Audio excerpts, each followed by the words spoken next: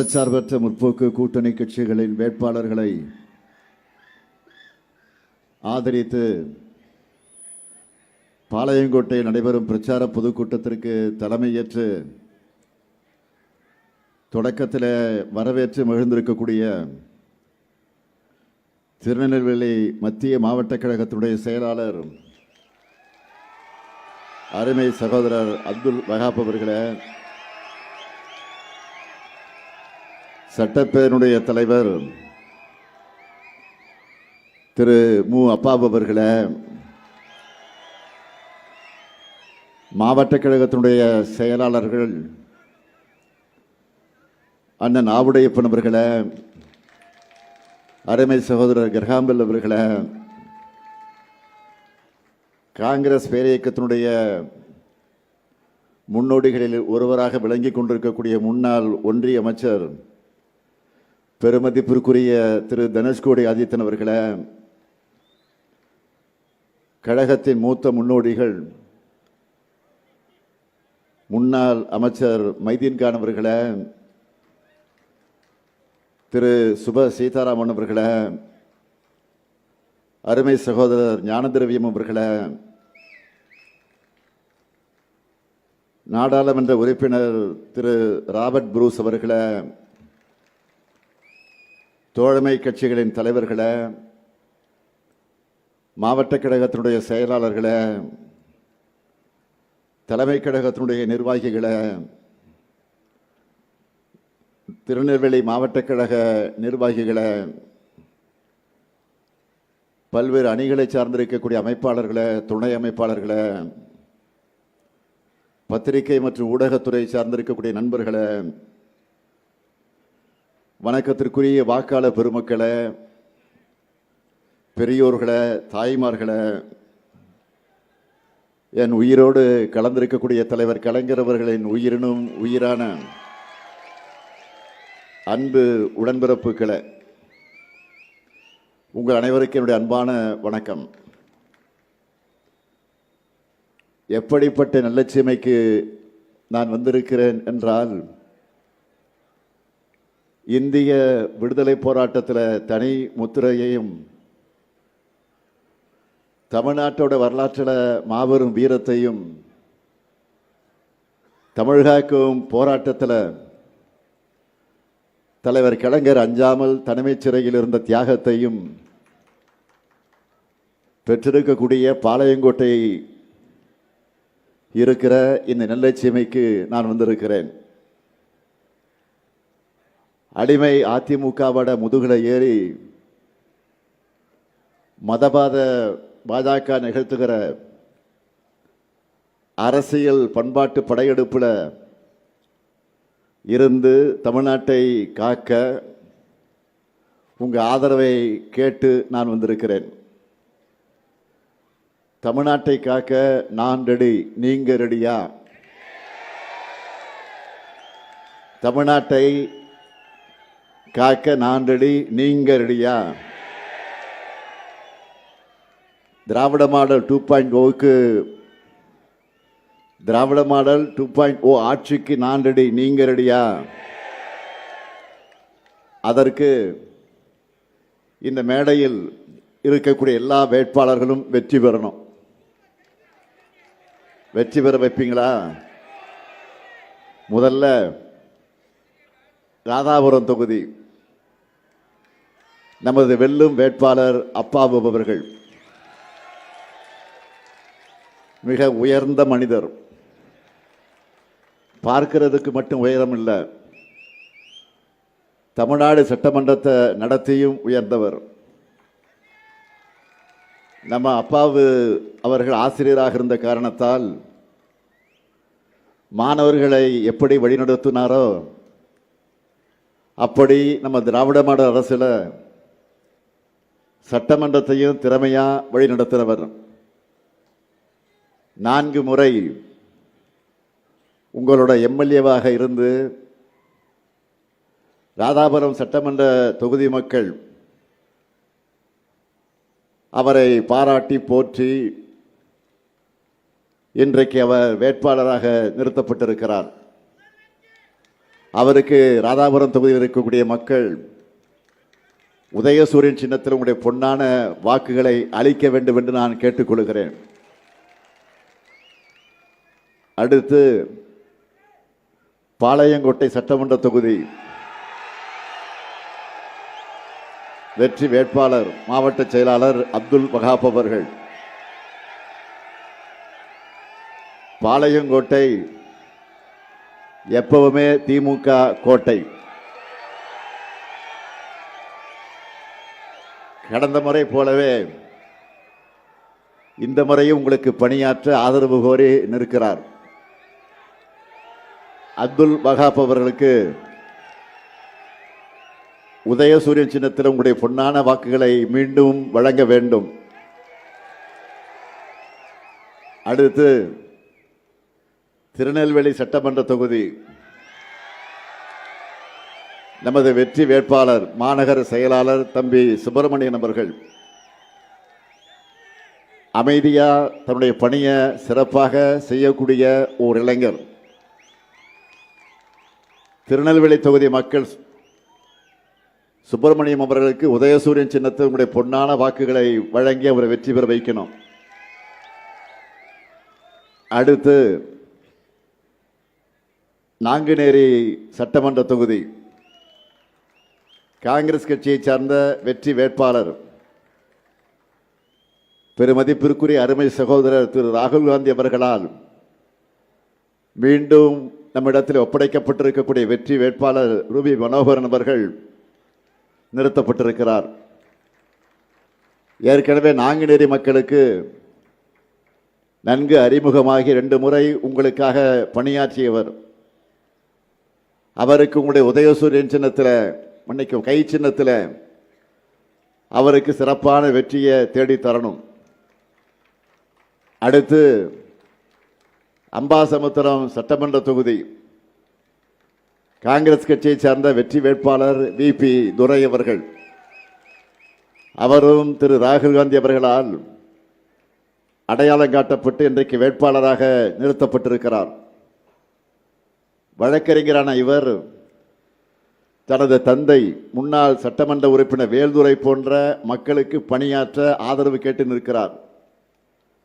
அவருக்கும் கை சின்னத்தில் நீங்கள் ஆதரவு தந்து பெருவாரியான வாக்கு வித்தியாசத்தில் வெற்றி பெற வைக்கணும். திருநெல்வேலி மாவட்டத்தினுடைய இந்த 5 பேருக்கும் நீங்கள் சிறப்பான ஆதரவை தந்து இந்த மதச்சார்பற்ற முற்போக்கு கூட்டணி வேட்பாளர்களுக்கு வெற்றியை தேடித்தரணும். வெற்றி உறுதிதான். உறுதியா? இன்னும் சத்தமா? இன்னும் சத்தமா? வெற்றி உறுதி ஆயிடுச்சு. வேட்பாளர்கள் இப்போ உட்காரலாம். 10 ஆண்டு கால அதிமுக ஆட்சியில் தமிழ்நாட்டுடைய நிர்வாகம் சீரடைஞ்சு வளர்ச்சி முடக்கப்பட்டு நம்ம மாநிலமே படு பாதாளத்திற்கு தள்ளப்பட்டதை நீங்கள் எல்லாம் நன்கு அறிவீர்கள், மறந்திருக்க மாட்டீங்க. அதுவும் அதிமுகவோட கடைசி 4 ஆண்டு காலத்தில் நடந்த சிலதை மட்டும் சுருக்கமாக உங்களுக்கு நினைவுபடுத்த விரும்புகிறேன். அம்மையார் ஜெயலலிதா வாழ்ந்த குடநாட்டிலேயே கொலை கொள்ளைகள், சாத்தான்குளத்தில் காவல் மரணம், தமிழர்களுடைய மனதை பதற வைத்த நீட் தற்கொலைகள், இளம்பெண்கள் கதறி அழுத பொள்ளாச்சி பாலிய வன்கொடுமை, அமைதியான ஸ்டெர்லைட் போராட்டத்தில் அப்பாவி பொதுமக்கள் மேலேயே துப்பாக்கி சூடு, இது எல்லாத்துக்கும் மேல டெல்லிக்கு காவடி தூக்கி சிஏஏ 3 வேளாண் சட்டங்கள் போன்ற மக்கள் விரோத சட்டங்களை, சிறுபான்மை விரோத சட்டங்களை ஆதரித்து நீட்ன இடத்துலலாம் கையெழுத்து போட்டது என தமிழ்நாட்டோட நிதி உரிமை, மாநில உரிமை எல்லாவற்றையும் அடகு வச்ச அந்த பிளாஷ்பேக்கை நினைச்சால இன்றைக்கும் மக்கள் பீதி அடைவாங்க. அப்படிப்பட்ட கேவலமான ஆட்சியில் இருந்து உங்களுடைய ஆதரவோட தமிழ்நாட்டை மீட்டெடுத்து புதிய விடியலை தந்து கடந்த 5 ஆண்டுகளில் இந்தியாவிலேயே நம்பர் 1 மாநிலமாக தமிழ்நாட்டை இன்றைக்கு நாம் உயர்த்தி இருக்கிறோம்.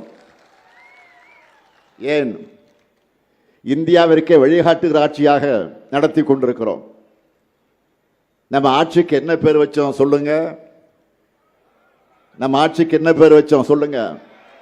திராவிட மாடல். நெஞ்சை நிமிர்த்தி சொல்றேன், இந்தியாவே தெற்கே திருப்பி பார்க்கக்கூடிய அளவிற்கு திராவிட மாடல் ஆட்சியில தமிழ்நாட்டை தலைநிமிர வச்சிருக்கிறோம். முதல் நாள் முதல் கையெழுத்திலேயே மகளிர் பஸ்ஸில் போகக்கூடிய மகளிர் எல்லாரும் கட்டணமில்லாமல் விடியல் பயணம் செய்யலாம்னு உத்தரவிட்ட கைதான் இந்த ஸ்டாலின் கை. அதை தொடர்ந்து தமிழ்நாட்டோட அடுத்த கட்ட வளர்ச்சி அதனுடைய வரலாற்றை எழுதணும்னு தீர்மானித்து தொடர்ச்சியாக பல முன்னோடி திட்டங்களை செயல்படுத்த தொடங்கின. அதையெல்லாம் பட்டியல் போட்டால் இந்த பொதுக்கூட்டத்தையே ஒரு சாதனை விளக்க பொதுக்கூட்டமாகத்தான் நடத்தணும்.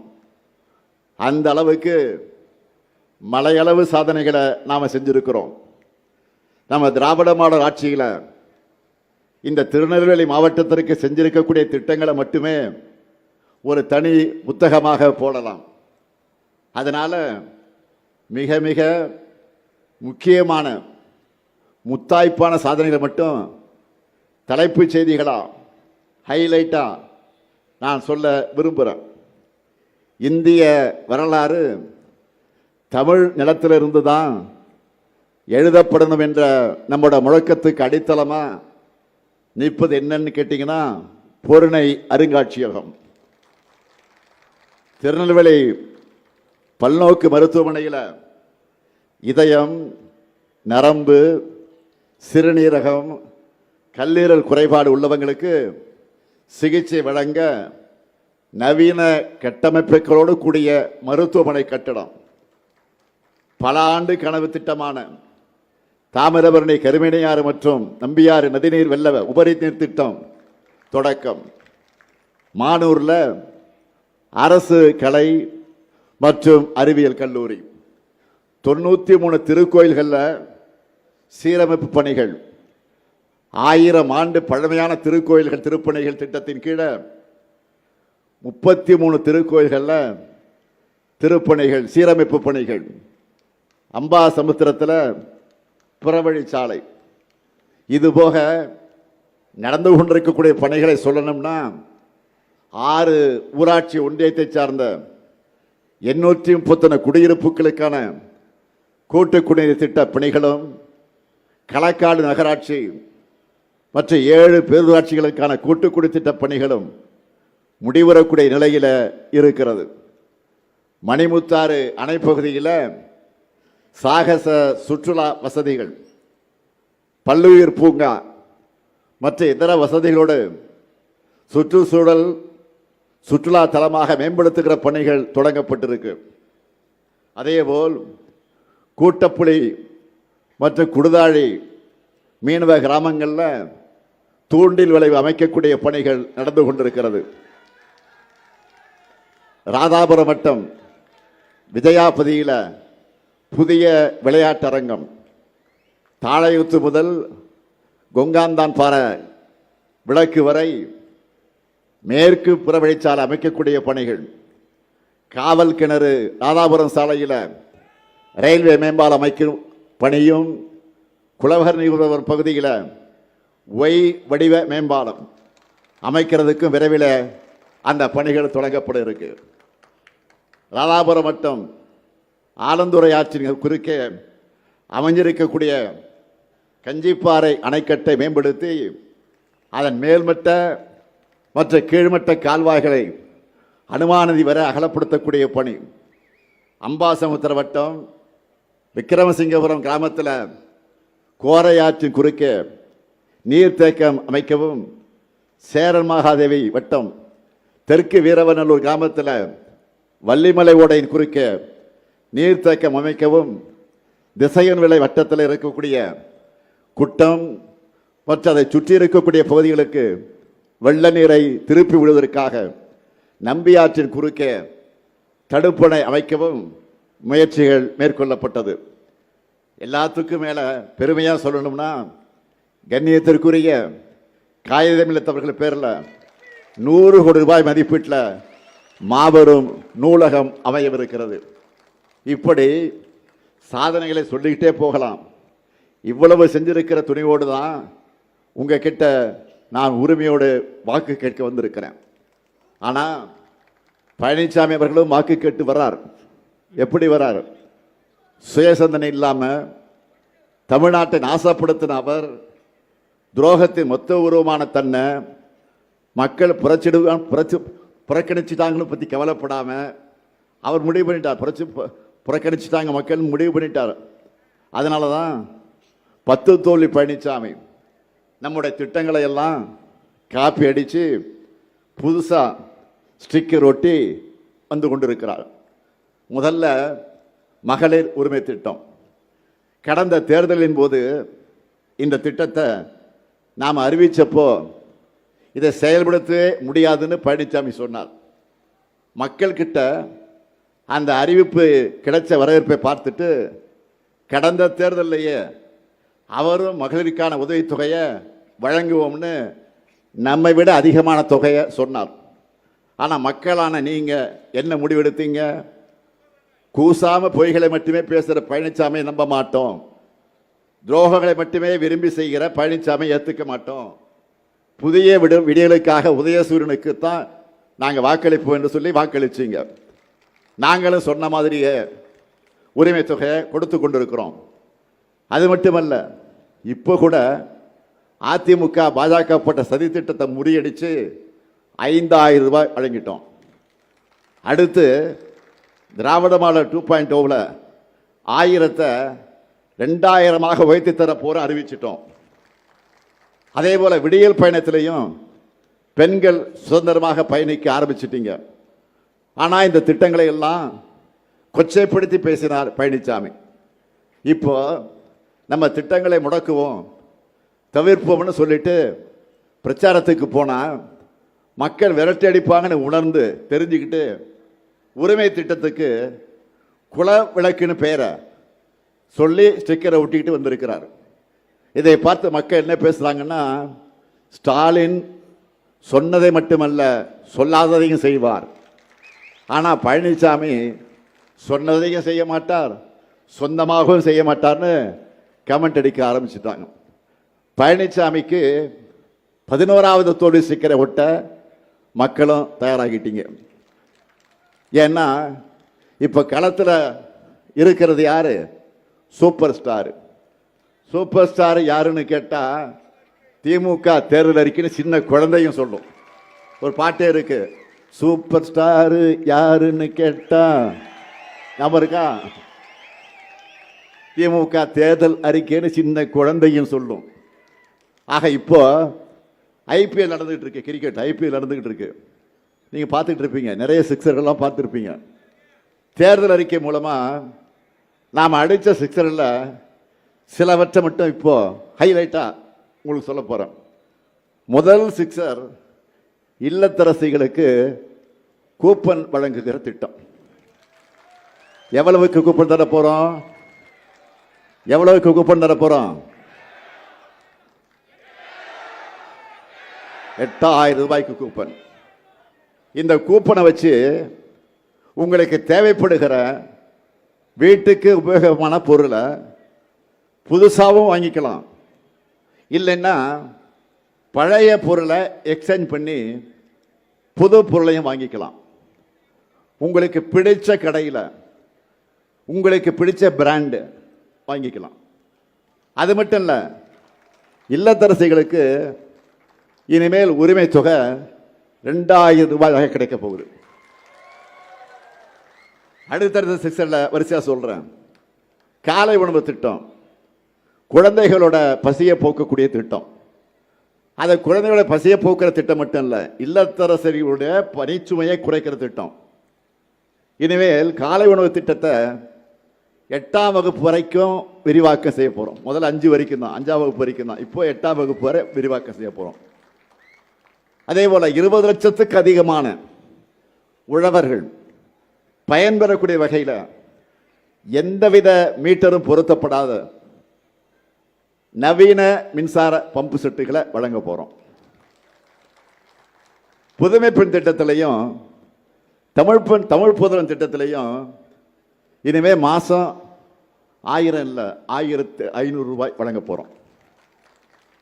உயர்கல்வி முடித்த 5 லட்சம் இளைஞர்கள் வேலைவாய்ப்பு பெறக்கூடிய வகையில் நான் முதல்வன் திட்டத்தில் 1500 ரூபாய் உதவி தொகையோட 6 மாதம் பயிற்சி வழங்க போகிறோம்.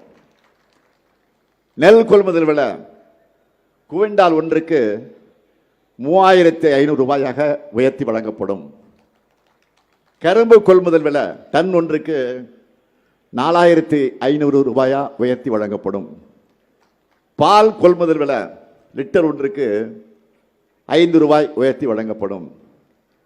முதியோர் உதவித்தொகை 1200 ரூபாயிலிருந்து 2000 ரூபாயாக உயர்த்தி வழங்கப்படும். மாற்றுத்திறனாளிகளுக்கான உதவித்தொகை 1500 ரூபாயிலிருந்து 2500 ரூபாயாக உயர்த்தி வழங்கப்படும். மீன்பிடி தடைகால சிறப்பு நிவாரணத் தொகை 8000 ரூபாயிலிருந்து 12000 ரூபாயாகவும், மீன்பிடி குறைவுகால சிறப்பு நிவாரணத் தொகை 6000 ரூபாயிலிருந்து 9000 ரூபாயாகவும் உயர்த்தி வழங்கப்படும். 2030ஆம் ஆண்டுக்குள்ள மாவட்டம் மற்றும் வட்ட அளவில் இருக்கக்கூடிய அரசு மருத்துவமனைகளில் டயாலிசிஸ் செய்கிறாங்கள சிகிச்சை, அந்த கருவிகள் 2 மடங்காக்கப்படும். தொழிற்சாலைகள் அதிகமுள்ள நகரங்களில் பெண்கள் வேலைக்கு செல்வதை எளிதாக்கக்கூடிய வகையில் 1000 குழந்தைகள் காப்பகங்கள் உருவாக்கப்படும். பெண்களின் பாதுகாப்புக்காக அனைத்து நகரங்களுக்கும் பிங்க் பெட்ரோல் வாகனங்கள் விரிவுபடுத்தப்படும்.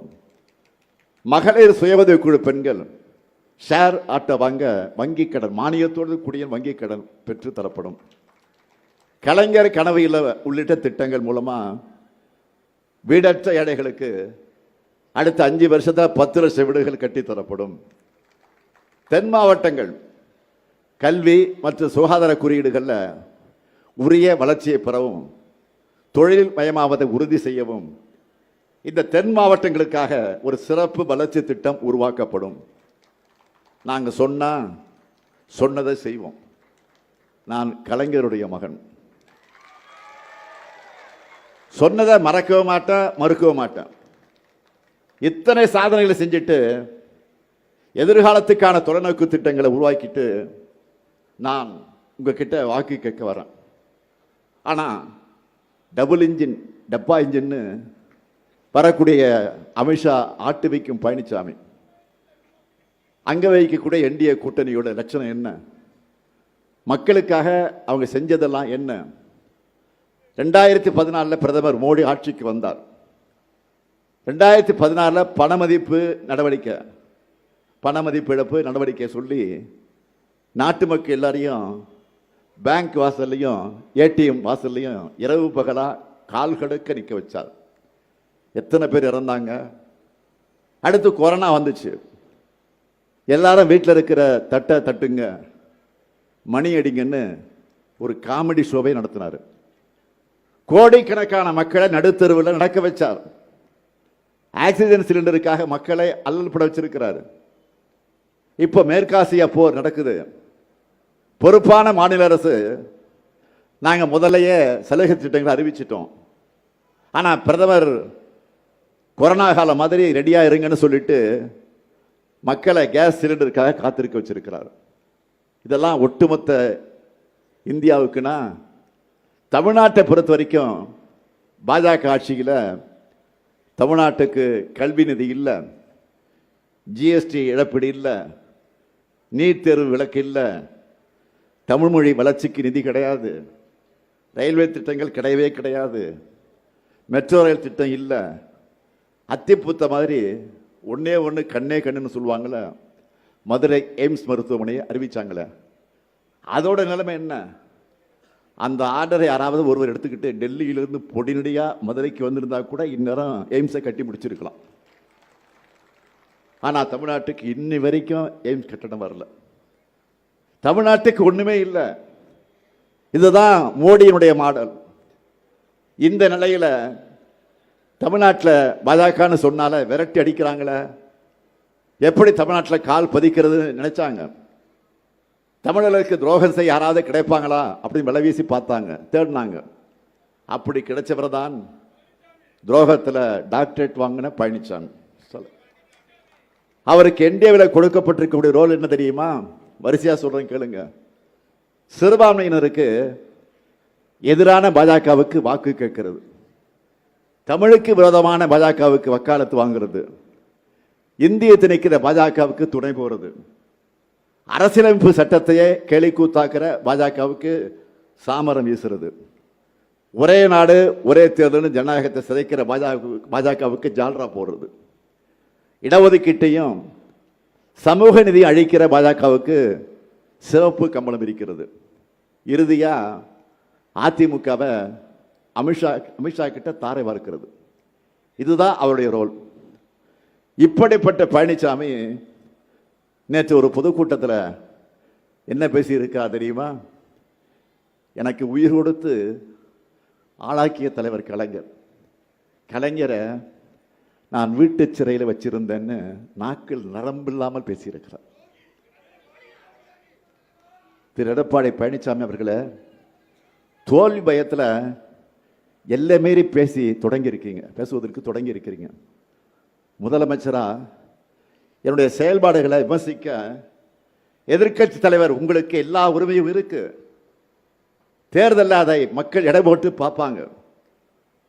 உங்களுக்கு தக்க பதிலடியாக கொடுக்கத்தான் போறாங்க. ஆனால் தலைவர் கலைஞருடைய மகனா என்னுடைய உறவை பற்றி ஒரு சொல் பேசக்கூட உங்களுக்கு எந்த உரிமையும் கிடையாது, எந்த தகுதியும் கிடையாது.